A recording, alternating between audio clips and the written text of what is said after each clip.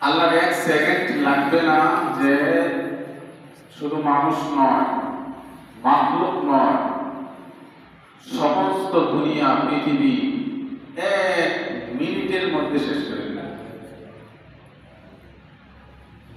যতই বাহাদুরি করি, যতই হেলামগিরি দেখায়, এক সেকেন্ডে সব শেষ করে দিলেন।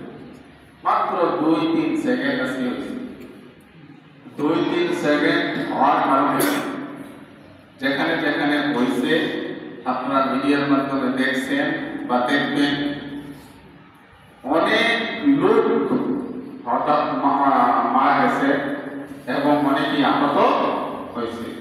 আমাদের এই মাস্টার বাড়ি তো ফ্যাক্টরিতে অনেক লোক আহত হয়েছে বিভিন্ন জায়গার মধ্যে। এই কয়েক সেকেন্ড মাত্র একটু মারা গেছে বিল্ডিং গুলি ধসে পড়ছে। এক বিল্ডিং আরেক নিচের বিল্ডিং এর মধ্যে পরে ওই বিল্ডিং ভাঙা কিছু লোক মারা গেছে। সামান্য একটু নাড়া দিচ্ছে। আর যদি এটা কম্পন একটু স্থায়ী থাকে, এই সামান্য কম্পনে যদি একটু স্থায়ী থাকে, আল্লাহ না করুন, তখন এই দুনিয়ার অবস্থা, মানুষের অবস্থা কি হইতে পারে একটু চিন্তা করে।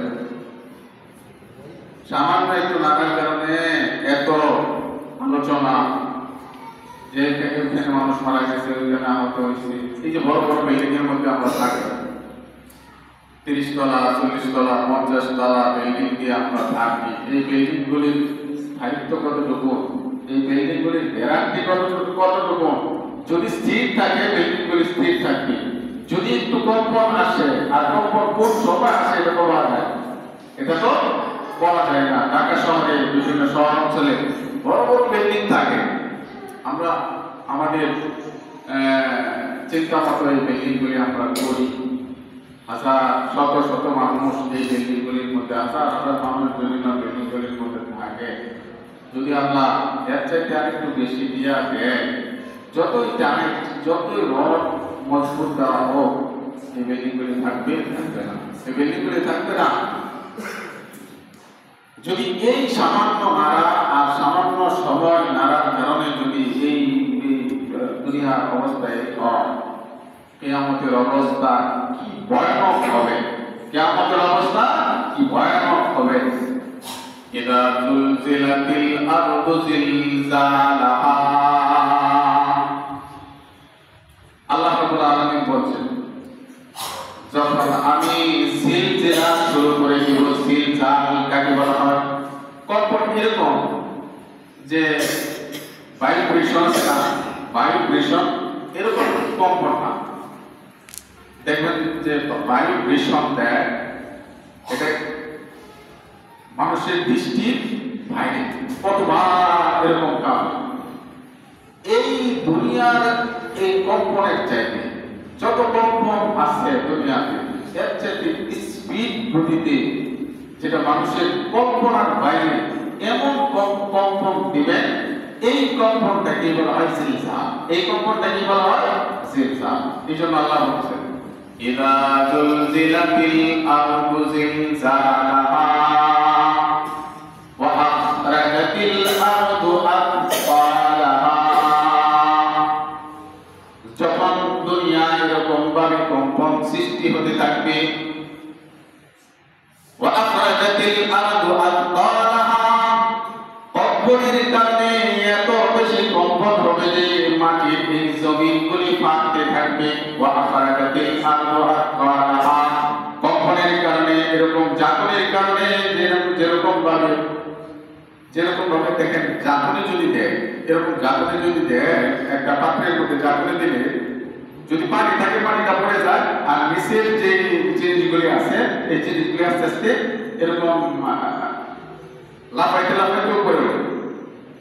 এটি আল্লাহ রাব্বুল আলামিন বলতেছেন, ইদা জুলজিলাতিল আরদু জিলজালাহা, যখন আল্লাহ রাব্বুল আলামিন এই জমিনটাকে কম্পন সৃষ্টি করবেন, তখন ওয়া আখরাজাতিল আরদু আথকালাহা, জমিনের সমস্ত জিনিসগুলি, জমিনের নিচের সমস্ত জিনিসগুলি ফেটে আস্তে আস্তে দুনিয়ার উপরে আসতে থাকবে, দুনিয়া উপরে আসতে শুরু করবে। মানে সব জিনিসগুলিকে আল্লাহ রাব্বুল আলামিন মাটির নিচে, মাটির উপরে, আসমানের সমস্ত জিনিসগুলিকে আল্লাহ রাব্বুল আলামিন জারুরিয়া যেরকম ভাবে জমা করে এরকম ভাবে জমা করবে। আল্লাহু আকবার, এরকম ভাবে জমা করবে। আল্লাহ রাসূল সাল্লাল্লাহু আলাইহি ওয়াসাল্লাম বলেন ওই সময় মানুষগুলি কি অবস্থা হবে? মানুষগুলি আস্তে আস্তে দৌড়াদৌড়ি শুরু করবে। দৌড়াদৌড়ি করতে করতে মানুষগুলি সব পানি হয়ে যাবে, সব পানি হয়ে যাবে। দুনিয়াতে এমন আসমান এবং জমিনের মধ্যে এমন কোন জিনিস থাকবে না যে কাম্পনের চুটে এটা এত পাওয়ারে এই সব মাখলুকগুলি, মানুষ, পাথর, লোহা সবগুলি পানিতে রূপান্তরিত হয়ে যাবে। কি অবস্থা আল্লাহ রাব্বুল আলামিন এই কম্পনের কারণে হবে, শুধু কাঁপানোর কারণে এগুলির অবস্থা এরকম। আখরাজাতিল আরদু আথকালাহা ওয়া ক্বালাল ইনসানু মা লাহা। মানুষগুলি এরকম ভাবে দিশাহারা হয়ে বলতে থাকবে এটা কি হইতেছে, এটা কি হচ্ছে, দুনিয়াতে এটা কি হচ্ছে, এগুলি তো বুঝে আসতেছে না এটা কি হচ্ছে। মানুষের দেমাগ, সেন্স সবগুলি এরকম ডিসলাইক হয়ে যাবে। মানুষের চিন্তা ভাবনা থাকবে না যে একজন আরেকজনকে দেখে একটা ভাবনা চিন্তা করবে, এটাও থাকবে না। শুধু তাই বলবে এগুলি কি হচ্ছে। আখরাজাতিল আরদু আথকালাহা ওয়া ক্বালাল ইনসানু মা লাহা ইয়াওমাইযিন তুহাদ্দিসু আখবারাহা। ওই সময় মাটি মানুষের সাথে কথা বলতে শুরু করবে। মাটি মানুষের সাথে কথা বলতে শুরু করবে। কি কথা? রাসূলের এক হাদিসে রাসূল সাল্লাল্লাহু আলাইহি ওয়াসাল্লাম বর্ণনা করেন, হে আব্দুর রহমান রে, তুই বলতেছস কি হচ্ছে, কি হচ্ছে? তুই তো আমার এই জমিনের মধ্যে বসে এক বন্ধু আর এক বন্ধু তাস খেলতেছিলে। আজকে তোর অবস্থা কি একটু দেখ। এক বন্ধু আর এক বন্ধু তাস খেলতেছিলে, এক বন্ধু আরেক বন্ধু মিলে মদ খাইতেছিলে, এক বন্ধু আরেক বন্ধু মিলে একটা মেয়েকে দর্শন করতেছিলে, এক বন্ধু আরেক বন্ধু মিলে বসে তুই সুদের কারবার দেখতেছিলে, এক বন্ধুর জমি তুই বন্ধ হইয়া এই জমিগুলি তুই মেরে দিয়েছিলি, আজকে সেই জমি আমি, এরকম ভাবে বলতে থাকবে। এক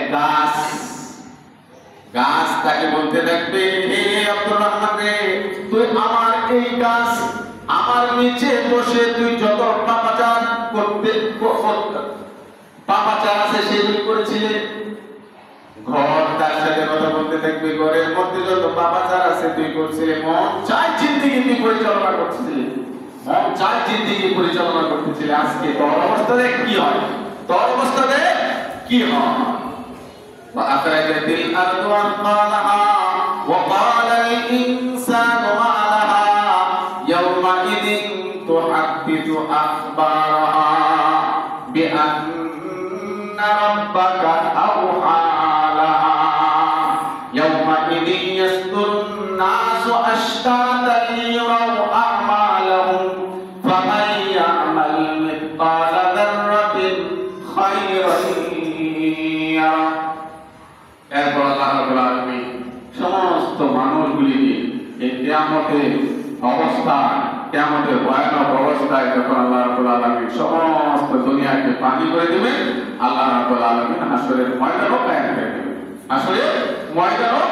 দিবেন, যাও এখন তোমাদের আত্মা হাসরের ময়দানে থাকবে। হাসরের ময়দানে আল্লাহ রাব্বুল আলামিন বলে দেবেন, আমার ফুক দাও বাসীর মধ্যে ইসরাফিল, আমার ফুক দাও বাসীর মধ্যে আবার ফুক দিবে। এই ফুকে, যে ফুকের কারণে সমস্ত দুনিয়া ধ্বংস হয়েছিল, আসমান জমিন, আবার আরেক ফুক দেওয়ার কারণে এই সমস্ত মানুষগুলি আবার তার দেহ ফিরে পাবে এবং এই দেহের ভিতরে আল্লাহ রাব্বুল আলামিন রূহটা দিয়ে দিবেন, সবাই আবার আগের মতো মানুষ হয়ে যাবে। মানুষ হয়ে যাওয়ার পরে তখন আল্লাহ রাব্বুল আলামিন ফেরেশতাদেরকে বলবেন, দাওয়া এদেরকে হাসরের ময়দানে নিয়ে যাও। যেন বিচার হবে, হিসাব হবে, এই বিচারের ময়দানে নিয়ে আসা। এরপরে আল্লাহ রাব্বুল আলামিন সেখানে হিসাব নেবেন। ফামান ইয়ামাল মিসকালা যাররাতিন খায়রান ইয়ারা। দুনিয়াতে যদি ভালো করে থাকো, এই সমস্ত ভালো কর্ম আল্লাহ রাব্বুল আলামিন তোমাকে দিয়ে দিবেন। ফামান ইয়ামাল মিসকালা যাররাতিন শাররান ইয়ারা। যদি তুমি খারাপ করে থাকো, আল্লাহ রাব্বুল আলামিন খারাপের ফয়সালা করে তার যে স্থান, সেই স্থানে